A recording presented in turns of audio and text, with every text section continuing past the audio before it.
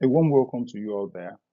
This is the 10 lecture series on educational research and statistics. And today's topic will be looking at choosing an educational research topic. You may have been wondering, how do we choose an educational research topic? How does it look like? What are the necessary features that it should contain? Yes, let's take a ride into the class. Educational research deals with finding solutions to educational issues and problems using empirical method. It involves careful observation and conscious steps paying regards to basic features a research topic possesses. Once a researcher had made the decision on the topic to conduct a study, data collection, statistical analysis, discussion of findings are mainly the technical process of the study. It is, however, important that the topic selected must be in line with the discipline. Our focus here still remains the field of education. To consider when choosing a topic. It is important that the researcher select a topic that can be managed within available time and resources. A research topic should be chosen based on researchers' interests. That's one of the basic things a researcher should consider. This is as a result of the challenges posed by time and resources when conducting a research study. The interest of the researcher will be the motivating factor that will sustain such study.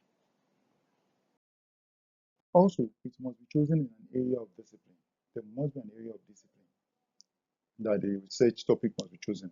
Here, our own area of discipline still remains education. So the research topic should be aimed at addressing issues, problems in the field of education. Also, the study must be carried out within the aim of of adding to existing body of knowledge in the field of education.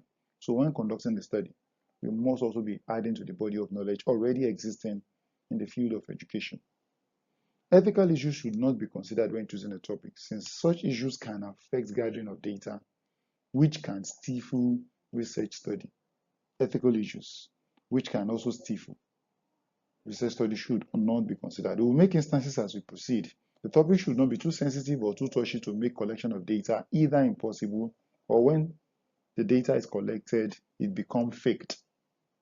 For instance, we want to conduct a study of certain things the environment really frown at and people cannot be proud of saying.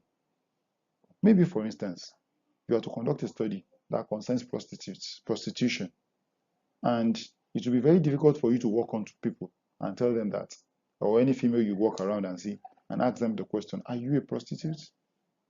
Of course, the reaction won't be palatable from any female you meet on. Even when they own up that they are, they might give you the information or responses what you think you want to hear. So a researcher must be sensitive to such issues or such areas when selecting. What are the possible areas in the field of education that can lead to a research topic? 1. Learning new research tool, method, student access, internet, and public library within the system of education. Anything surrounding this. Crime and safety within the school system, truancy and lateness in school. It could also be integration of technology into teaching and learning. It could be curriculum and instruction. It may be motivation and reinforcement in learning, how we can affect learner or encourage them to learn better or induce their achievements. Examination and assessment in education, teacher training and retraining, or improving quality educational delivery via educational technology. The list is endless. These are just areas that the researcher, of course, or I as a facilitator may have identified. Again, things are also happening. Social media is also adding so many beauty to the field of education. There are several applications which has not been technologies that have now been introduced or infused or more pronounced in the field of education as a result of the lockdown. Besides, that could also lead to selection of research topics. This include going to educational journals and articles that can inspire research topic. Such journal and article might give clue to other educational issues and challenges or controversies yet unresolved. So if there are areas where journals are published, when reading through such, it is important when you're reading through, while they're trying to address an issue, it might also lead you to other issues that is yet unresolved. Other areas, having identified possible list of research topic to be carried out, there is a need for an assessment of the topic with emphasis on the following area. So when you have actually decided that this is the topic you want to go or rather conduct a study, then there is need for you to review related literature. There's need for title appraisal. There's need for generating of research question and hypothesis. Starting with review of related literature. This is a vital part of research work which provides a useful guide to the study or particular topic. Literature review is a data collection method which aids the researcher in determining the research problem, formulating research questions, and hypotheses needed for the study. It involves reviewing previous publications relating to the intended research topic. Then research title appraisal. Here, the yardsticks include the researcher's competence and personal interest in the chosen field. The significance of the topic to the field of study, which is education.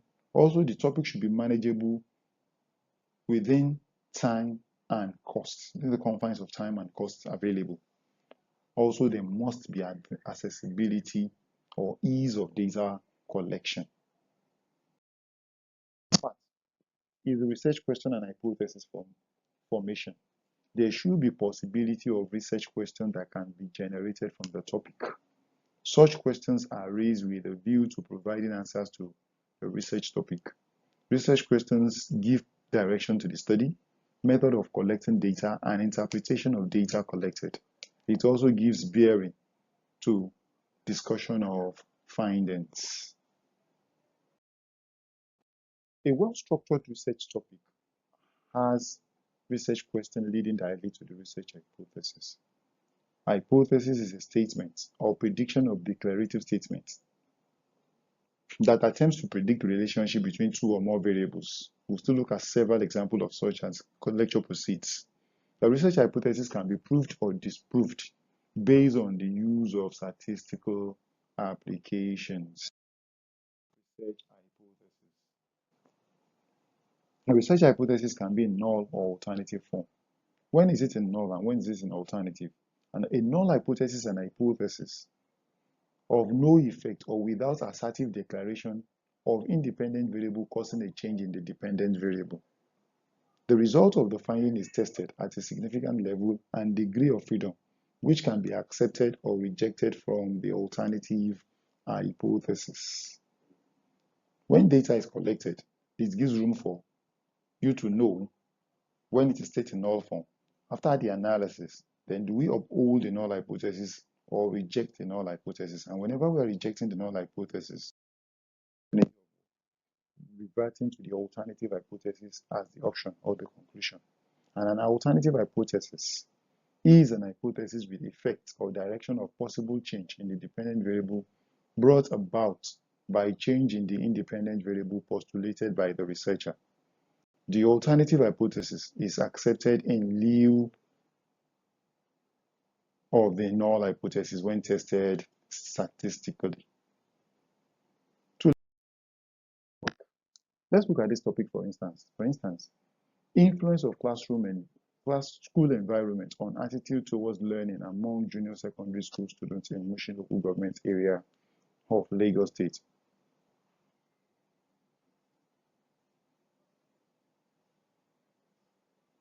A topic must have two basic features or three basic features. One should be able to identify the variables there. There should be a possibility of identifying a variable. There should be a possibility of talking about the scope, the area where the study is to be conducted. Also, there should be a possibility of identifying the population of the study. More often than not, they also look at a signpost.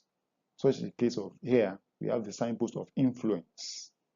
It may be effects, depending on the nature of the topic. It may be impacts. It may be relationship. So depending on the kind of signpost it's going to possess. However, looking at this topic again, we have the influence of school environment on attitude towards learning among junior secondary school students in Mushin local government area of Lagos State. We are trying to see how school environment here has influence on attitude towards learning. A background to this this topic must have been the fact that maybe a teacher from another local government was brought to motion to teach.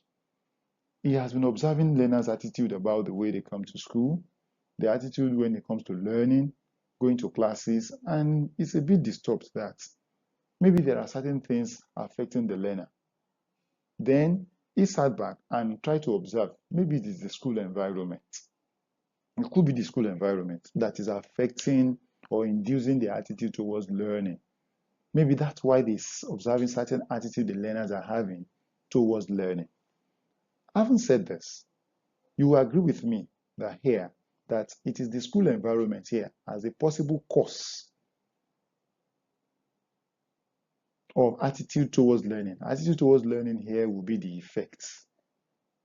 Attitude towards learning here will be the effects. So the research question is, how has class size? We have how the research question generated from it. For us to generate a research question here, the, the, the guide will be that we have a dependent variable, and the dependent variable here is the attitude towards learning among junior secondary school. School environment is the independent variable. So we are seeing how school environment here is affecting or inducing attitude of learner. So we want to also look at how is it inducing attitude of learner here. So when we have the dependent variable, which is the effect, we want to see how school environment is actually inducing or affecting, because they are in the mind of the researcher, it is the school environment that is affecting the attitude of learner. So in this case, what the researcher further did was to break down the school environment, because if you talk about a school environment, it could be a class size, it could be teacher training method, it could be the school location. The list is enormous. Here, the division under the school environment will seriously be influenced by what the researcher or the teacher must have observed around that particular school. So here, it is limited to just two for an instance, which is the class size and teacher teaching method. So the researcher is interested. Is it that the class size that is affecting the learner attitude towards learning, or it is the teaching method being adopted by the teacher that is influencing student attitude towards learning? So we generated these two questions. How has class size influenced student attitude to learning? To what extent has teachers' teaching method influenced the attitude of students towards learning? Having generated these two research questions, these would directly lead us to the two research hypotheses that can be generated. Here, the hypothesis, the first part in the research hypothesis, the above research question can be converted into research hypothesis. The null form here is there is no significant influence of class size on attitude towards learning. So this correlates, or this corresponds to the first research questions earlier formulated that we saw. Secondly, the second one is teacher teaching method do not significantly influence attitude towards learning. This is the one of no effect, which is a null hypothesis. An equivalent alternative hypothesis is stated below. So stating the alternative hypothesis, now it is with effect. I haven't tested it statistically, and we found it to actually influence the other. Then we might have to afterwards talk about the alternative. The alternative then will be there is significant influence of class size on student attitude towards learning. For the second one, it will be teacher teaching method significantly influence attitude towards learning. Okay, so this is an instance of how to generate a research topic, formulate out from the research topic. You should be able to formulate research question and hypothesis. Features of research hypothesis. A hypothesis has one dependent and at least one independent variable. For example, class size and teacher teaching method during classes are independent variable, while student attitude towards learning is the dependent variable. It gives clues on data to be collected in readiness for analysis. With reference to the above example, the researcher needs data on student attitude towards learning, class size, teacher teaching method during instruction, thus portraying measurability and testability of the hypothesis. So when such data is collected, analysis is done, the researcher can then conclude to either to accept the null hypothesis or reject the null hypothesis in lieu of the alternative. Hypothesis must be free from moral and ethical issues in the statement. The statement can be tested. The statement can be tested, verified, or falsified. Hypotheses also give insight into the possible direction or relationship between the dependent and independent variable. What's a variable? A variable is a characteristic which can be measured. Such characteristic could be an object, could be an event, could be an idea, could be a feeling. A variable can be an assumed different value at different time for different elements.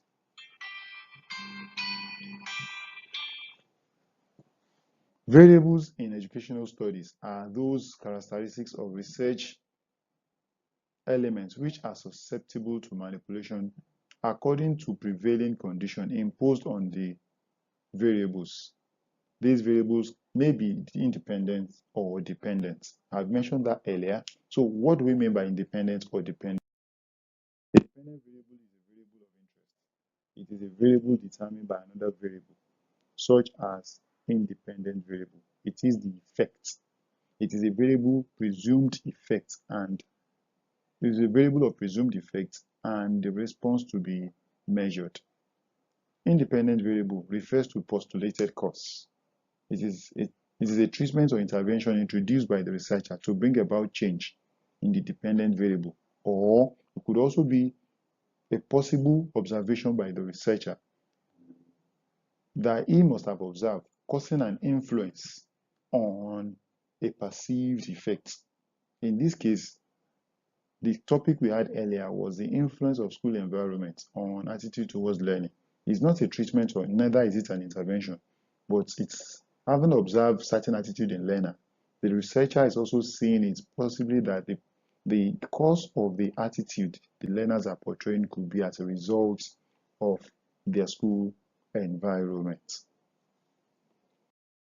There are other variables that can be looked at. We have extraneous variable. These are unwanted variable other than the independent variable under study that might affect researchers' results.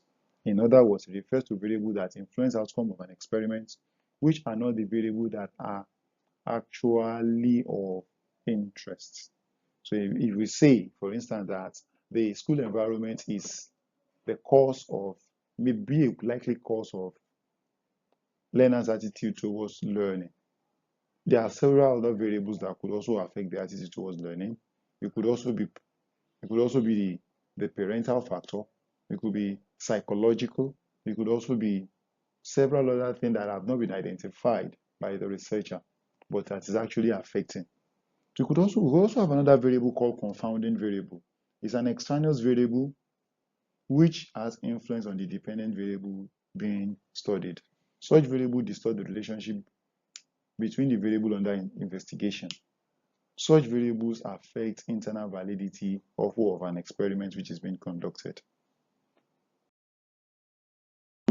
Here could also be a moderating variable. It's a variable that can strengthen, diminish, or negate alter the association between the independent and dependent variable.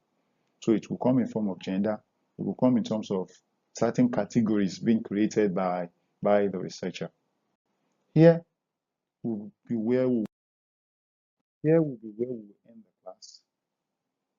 A nutritional example is also given here. I want us to also sit back, listen to this lecture, and possibly when we meet, we will seek questions and clarification on areas where we find that is not so clear. Thank you for your attention, and I wish you a lovely listening experience. Bye.